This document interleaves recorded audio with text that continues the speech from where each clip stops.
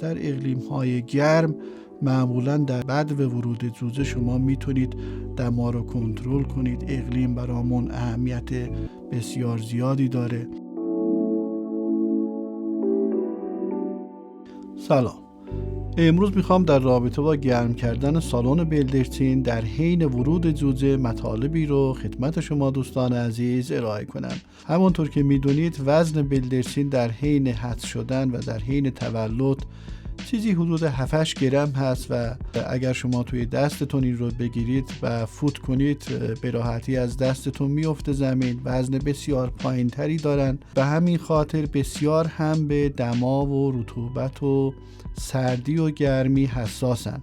روزهای اول روزهای بسیار حساسی برای پرورش بلدرچین هست. دوستان باید اینو مد نظر قرار بدن. بر اساس جداولی که در اختیارمون هست و جداولی که در منابع معتبر برای ما اعلام شده، شما باید درجه حرارت‌های استاندارد خودتون رو بر حسب همون درجه حرارت‌ها تنظیم کنید. خیلی از دوستان هستن وقتی ما به فارم‌ها سر میزنیم یا از اونا سوال میکنیم، دمای در واقع سالن فارم خودشون رو با بدن خودشون تنظیم میکنن، یعنی با حرارت بدن خودشون تنظیم میکنن. این اصلا کار درستی نیست. حتما باید شرایط جوجه رو شما در نظر بگیرید، شرایط و وضعیت و وزن جوجه رو در نظر بگیرید. چیزی در حدود 5 تا 10 گرم اینها وزن دارن و همین خاطر بسیار حساسن و مراقبت‌های لازم رو باید انجام بدیم. در بدو ورود شما باید دمای 36 و 37 درجه سانتیگراد رو برای جوجه ها تأمین کنید. قبل از ورود جوجه ها به سالن حتما باید هیترها رو چک کنید. مادر مصنوعی اگر داشته باشید مادر مصنوعی ها رو چک کنید و از کارکرد اونها مطمئن باشید، چون اگر جوجه ها در واقع به سالن منتقل شدن دیگه کاری از دستتون بر نمیاد. در واقع باید بلافاصله دمای شما به 37 درجه و رطوبتتون به 65 الی 70 درصد برسه. به همین خاطر همین چند روز اول رو باید خیلی مراقب باشید. اگر مادر مصنوعی داشتید حتما باید اطرافش به هیچ وجه فنس کشی نشه.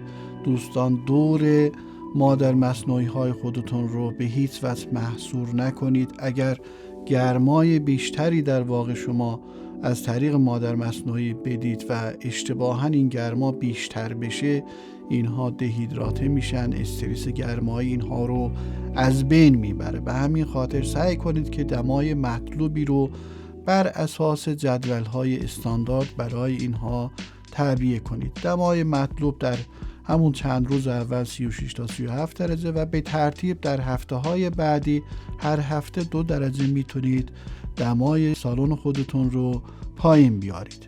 نکته بعدی اندازه‌گیری دما در طی شبانه روز هست. دوستان ببینید فقط روزها ملاک عملمون نیست. حتما باید شبها چه خودتون چه کارگر فارمتون حتما باید دمای سالنتون رو اندازه‌گیری کنه و اندازه‌گیری دمای سالنتون هم باید از کف سالن شروع شده باشه. یعنی اینکه شما از 2-3 سانتی متری کف سالن باید شروع کنید و دمای سالن خودتون رو اندازه بگیرید، چون جوجه ها در همون حد هستن، در همون چند سانتی متری کف سالنتون هستن. اونجا در واقع بیشتر سرد میشه، هوای سرد پایین تر میاد. اونجا ملاک عملمون هست و معیار اندازه‌گیری حرارتمون هست. در طی شبانه روز چندین بار سعی کنید کف و ارتفاع و بالاتر رو در حد 1 متر دماش رو اندازه‌گیری کنید و این رو ثبت کنید و به کارگران خودتون هم بگید که این کار رو حتما انجام بدن. رطوبت و دما با همدیگه نسبت بسیار حساس و مستقیمی دارن. دوستان اگر شما همین در واقع دما رو و همین گرما رو میخواید برای بلدرچین خودتون تأمین کنید، حتما باید در کنارش رطوبت لازم رو هم تأمین کنید. اینها در واقع موارد تکنیکی و فنی هستن برای دوستانی که تازه میخوان این کسب و کار رو در واقع شروع کنن و بتونن در روز اول اون موفقیت‌های لازم رو در واقع کسب کنن. دما خودش بستگی به عوامل بسیار زیادی داره. دمای داخل سالن به چندین عامل بستگی داره که من این رو خدمت دوستان میگم.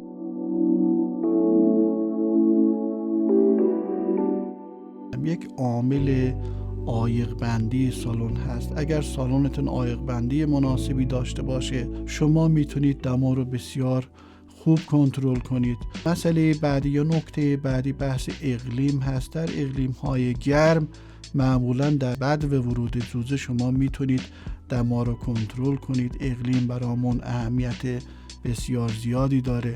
بحث مدیریت و دانش فنی هست که شما بتونید در واقع دما، رطوبت، حرارت، همه اینها رو در واقع یک جا بتونید در سالن خودتون کنترل کنید. در روزهای اول برامون آبخوری و دانخوری اهمیت زیادی داره. دوستان سعی کنن که آبخوری ها و دانخوری ها را به تعداد کافی در سالن حتما بچینن که جوجه ها حساسن، بتونن از اینها به راحتی استفاده کنند و آب و دان کافی در اختیارشون باشه که هم آب بدنشون پایین نیاد، هم بتونن از غذای کافی استفاده کنن که بتونن در همون جدولی که به صورت استاندارد هست و هر هفته باید این مقدار خاصی رو در واقع اینها غذادهی بشن و خوراکدهی بشن، این رو بتونن در اختیارشون داشته باشن. نکته بعدی بحث جیره غذایی هست. دوستان ببینید، جیره غذایی با دمای سالن و حرارت سالن ارتباط مستقیمی داره. هر چقدر در واقع جوجه هاتون گرسنه بمانند، به همون اندازه دمای بدنشون پایین تر میاد. وقتی اینها مدفوع خودشون رو دفع میکنن، مقداری حرارت هم از بدن اینها دفع میشه.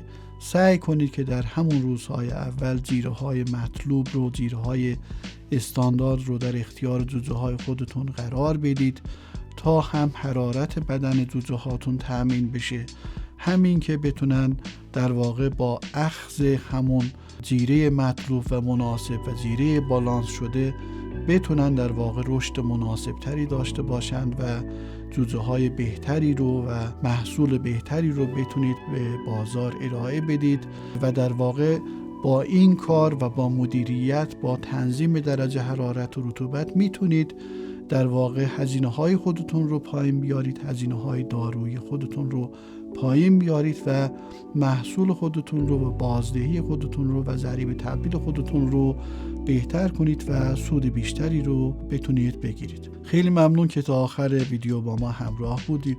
ما رو به دوستان خودتون معرفی کنید. سیو و شیر و لایک یادتون نره.